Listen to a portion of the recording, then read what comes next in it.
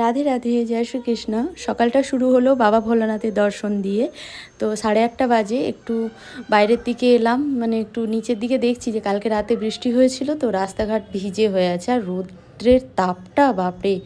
তো এদিকে বাসন ধোয়া ঝাড়ু দেওয়া হয়ে গেছে, ব্রাশ করতে করতে একটু এদিক সেদিক ঘুরছিলাম, আর এদিকে রুমটা পোছা দিয়ে ফ্যানটা চালিয়ে দিলাম, তাড়াতাড়ি শুকিয়ে যাবে তাহলে। আর এদিকে আমার সোনা বাবা উঠে পড়েছে, তো ওকেও ব্রাশ করিয়ে দিয়েছি, করিয়ে দিয়েও এখন একটু গান দেখছে। ওকে থাইরয়েডের ওষুধটা খাওয়াতে হবে আর একটু তেতো খাওয়াবো। বাবু একদম তেতো পছন্দ করে না, তো ওকে থাইরয়েডের ওষুধ আর তেতোটা খাইয়ে দিয়ে তারপর মাছ বাছা আছে, স্নান করব, সব কাজ হবে। এই দেখো বাবুর তেতো খাওয়ার সময় মুখের অবস্থাটা শুধু দেখো, মাঝে মাঝে তো আঁতকাও করে ফেলে। হ্যাঁ, কিন্তু আজকে দেখি আজকে একটু অল্প করে তেতোর ভাগটা ছিল, যার জন্য আঁতকা করলো না, খেয়ে নিল। আর এদিকে আমার মাছ বাছা হয়ে গেছে, মাছ টাছ বেছে নুন মাখিয়ে রেখে দিয়েছি, এখন হলুদটা একটু পরে মাখাবো। এদিকে স্নান করে নিই, স্নান টান করে চলে এলাম তোমাদের সামনে। তো এখন এবার একটু স্কিন কেয়ার করতে হবে, মানে এই সকালবেলা একটু ময়শ্চারাইজার লাগিয়ে নিয়ে ব্যাস এবার সারাদিন এটা সেটা টুকটাক কাজ করতে থাকি। গরমটা তো মোটামুটি একটু আধটু এখানে হালকা গরম, খুব একটা গরম নেই। দেশে শুনছি ভালোই গরম পড়ে গেছে।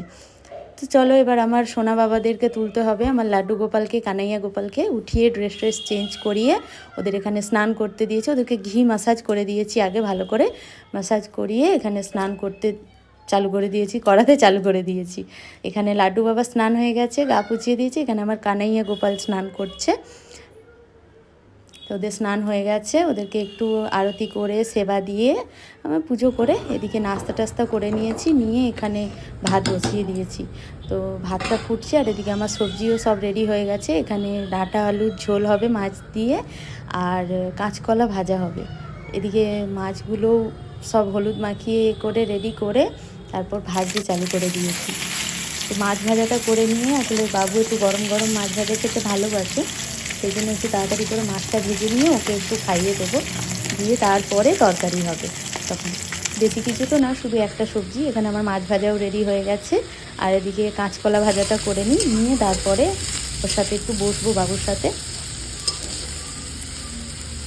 গরমের বেলায় একটু তাড়াতাড়ি রান্না হয়ে গেলে ব্যাস, আর কিছু চাই না।